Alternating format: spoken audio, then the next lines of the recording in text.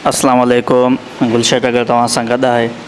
अरूज़ी शाइरनि जे सिलसिले में असांखे ॿियो वॾो शाइर आख़ून क़ासिम मिले थो, जंहिंजो तालुक़ु अंग्रेज़ दौर सां हो।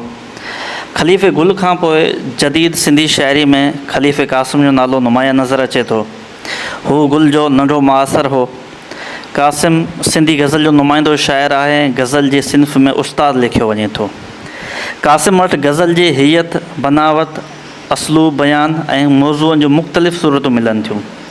क़ासिम बुनियादी तरह फ़ारसी ॿोली जो शाइर हो। संदसि शाइरी टेक्निक जे एतबार खां निज सिंधी गज़ल जी शाइरी आहे, जंहिंमें फ़न जी सभिनी लवाज़मनि खे ख़ूबी सां निभायो वियो आहे। संदसि गज़ल में हुस्न इश्क़ सां गॾु इख़लाक़ी क़दरनि जो अंसर ग़ालिब नज़र अचे थो। तंहिं करे संदसि गज़ल ते इख़लाक़ियात मुसलित आहे। क़ासिम सिंधी लफ़्ज़नि खां पासो करे पंहिंजे गज़ल में फ़ारसी लफ़्ज़नि जो इस्तेमालु घणो कयो आहे। हिन फ़ारसी ऐं सिंधी लफ़्ज़नि जे मेलाव सां सिंधी गज़ल में नओं रंग पैदा कयो आहे। आम मुरविज फ़ारसी लफ़्ज़नि ऐं इस्तिलाहनि खे सिंधी गज़ल में राइज करे हिकु तजुर्बो कयो आहे ऐं सिंधी गज़ल खे फ़ारसी लवाज़मनि जे वेझो आणण जी कोशिशि कई आहे। मौज़ूआती एतबार खां क़ासिम गुल जी पैरवी कई आहे, पर वटसि न जज़्बात जी शिदत आहे ऐं न वरी इश्क़ मजाज़ी जो पुरअसर तसवुरु। क़ासिम वटि तुकबंदी जे करे फ़िक्र जी घटिताई महसूसु कई वञे थी। आमद जे बजाए आवार्द नज़र अचे थी। गुल जहिड़ो न वटसि दिमाग़ हो, न वरी शेरी मज़ाक़। क़ासिम उन्हनि हालतुनि पटांदड़ गज़ल जे शाइरी में को ख़ासि किरदारु अदा करण खां कासिर रहियो आहे।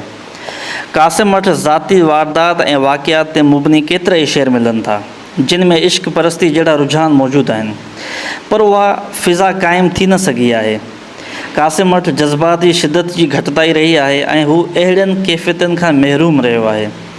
क़ासिम वटि अमूमन जज़्बात, एहसासात ऐं कैफ़ियत जो अंसर घटि रहियो आहे, जंहिं करे मंझंदि फ़िक्री बुलंदी जी घटिताई महसूसु थिए थी। संदसि शेर में कारीगरी जो नमूनो वधीक आहे, उन करे मंझंदि टेक्निक ऐं फ़नी असूलनि जी पुख़्तगी नज़र अचे थी।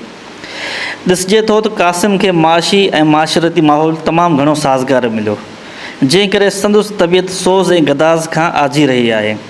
मथसि सियासी इनक़लाब जो को बि असरु न हो। ख़लीफ़े क़ासिम रिवायती गज़ल वांगुरु रकीब खे पैदा कयो। फ़ारसी ऐं उर्दू गज़लनि में रकीब जो हुजणु ज़रूरी सम्झो वेंदो आहे। क़ासिम उन शाइर जी पैरवी करे सिंधी गज़ल में रकीब जी रिवायत क़ाइमु कई आहे।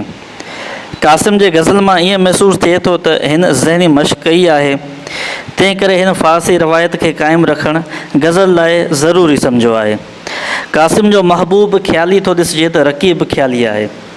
जज़्बे जी का बि शिदत नज़र नथी अचे, या का अहिड़ी वारदात जंहिंमें मुहबत जो ख़ुलूस, विछोड़ जी बेक़रारी या ग़म जी लज़त मौजूदु हुजे। ख़लीफ़ो क़ासिम वॾो आलिम हो। तसव्वुफ़ जे फ़लसफ़े मुतलिक़ हिन खे वॾी ॼाण हुई, मगर पाण सूफ़ी न हो। क़ासिम जो अंदाज़ नासिहानो आहे, जंहिंजो गज़ल जो रिवायती अंदाज़ सां को बि तालुक़ु न आहे। उन लाइ अहिड़ो मज़मून ख़ुश्क बणिजी पवे थो ऐं गज़ल जी सिन्फ़ में संदसि का गुंजाइश न आहे। ख़लीफ़े क़ासिम जी शाइरी हियत जे एतबार खां 100% गज़ल जी शाइरी आहे, पर मवाद जे लिहाज़ खां क़ासिम जी शाइरी जो वॾो हिसो गज़ल सां को बि तालुक़ु नथो रखे। आख़ून गुल वांगुरु ख़लीफ़े क़ासिम जे कलाम में निज सिंधी लफ़्ज़नि जो चङो मोचारो ज़ख़ीरो मौजूदु आहे, मगर ॿिए तरफ़ अरबी फ़ारसी लफ़्ज़नि जो घणो ज़ख़ीरो दीवान क़ासिम में मिले थो। दीवान क़ासिम में अरबी ऐं फ़ारसी मिसराऊं बि किन शेरनि में मिलायल आहिनि। केतिरा ई शेर बि अरबी में आहिनि। ज़बान जी ॼाण हूंदे बि गज़ल में जंहिं मयार जी फ़साहत ऐं बलागत जो हुजणु लाज़मी आहे, सा ख़लीफ़े क़ासिम वटि घटि आहे। मौसीक़ियत, तरन्नुम ऐं तग़ज़ुल में ख़लीफ़ो गुल क़ासिम खां तमामु घणो अॻिरो आहे।